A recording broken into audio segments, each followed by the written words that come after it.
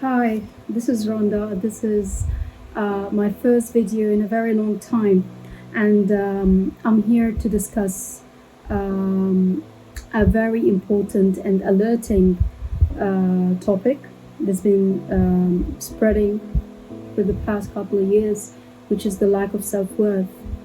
I don't know from where this idea is coming from, but it's coming from the outside of you because it's always coming from the inside of you.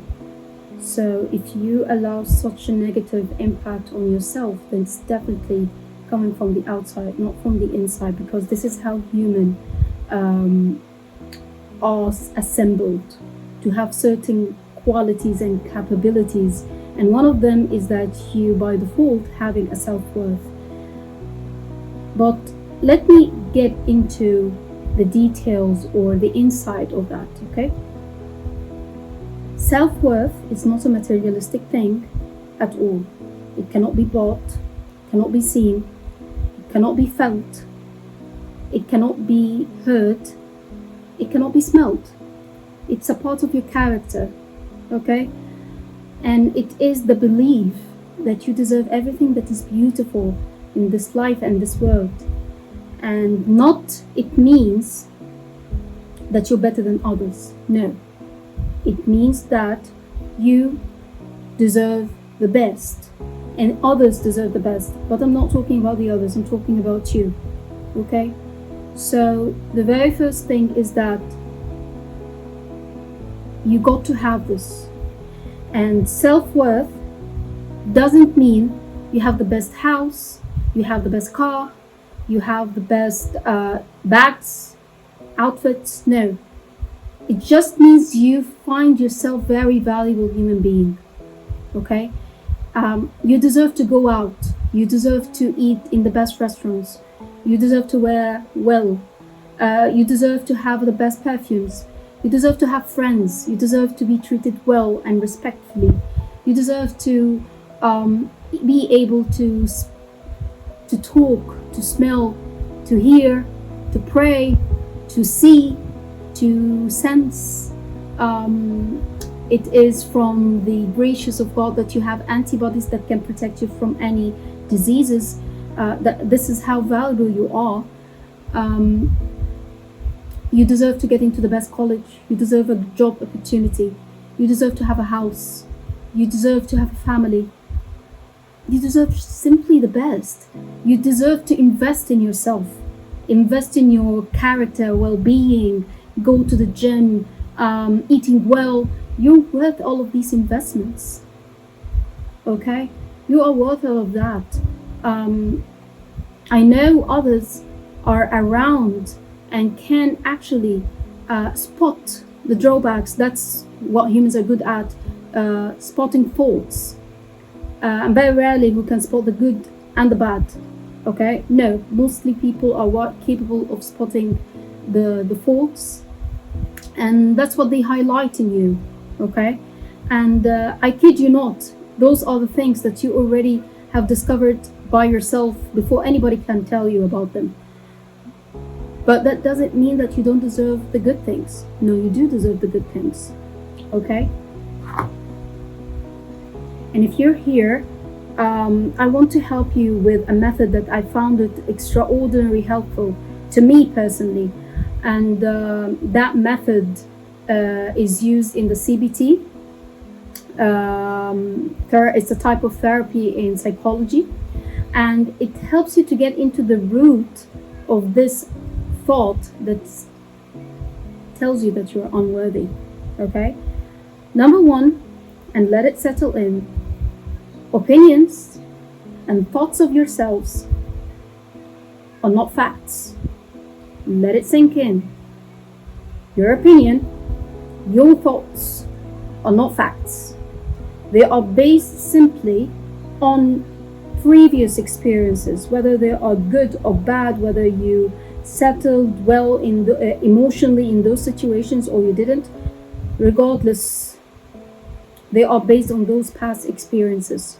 So what happens, those were the ideas that they were reserved at first in your subconscious mind. And what the CBT method this does is that it helps you to get into that thought. And once you get into that thought, you change it. So basically what it is, let's say I got a very bad grade. I got a very, very bad grade. Okay, why is it a bad thing? You've got to ask yourself, why it makes you feel bad that this is happening? Because I'm gonna be left behind my cohort. And if you're left behind your cohort, why is that a bad thing? It is going to be a bad thing because you won't be able to get into the college that you want. And what's so bad about not getting into college? I won't be able to find a decent job. And what happens if you don't find a reasonable and decent job? You won't be able to have a stable life, to have a steady income, to be able to pay your rents, groceries.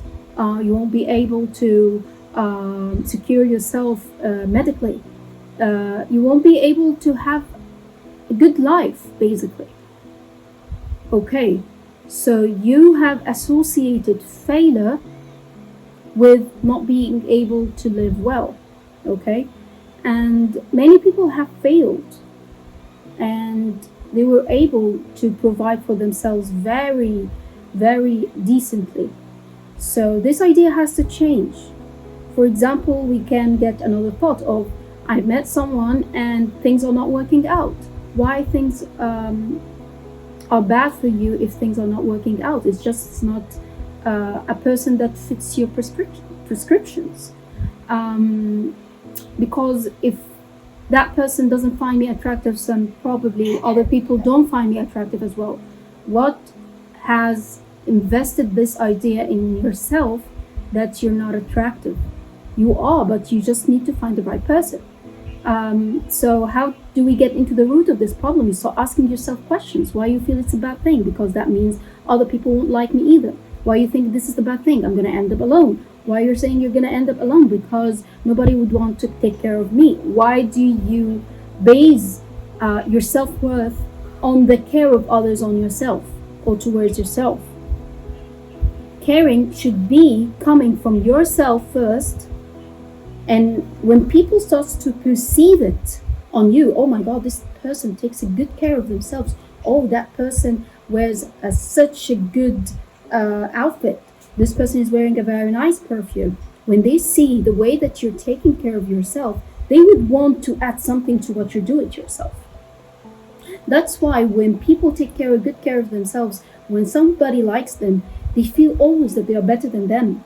What do I have extra so that I can add to those people, or to the person that I like the most? Okay, the same thing goes for the girls. When she sees a very nice guy and she likes him or likes the way that he wears or whatsoever, she's gonna say, what do I have that I can add to that man? That man takes good care of themselves, so I've got to be an elite woman in order to find that he's lacking something and he would come after me. This is many thoughts people are talking about. Okay, that doesn't define your self-worth. What defines your self-worth is how you're behaving towards yourself. Change those thoughts. You're way better than that. And trust me, you will feel a different type of gratitude and happiness when you find yourself capable of taking care of yourself emotionally and mentally and well-being by yourself without the help of others. And if others decided to help you, that's something extra, but this is not the foundation, or this is not the base thing.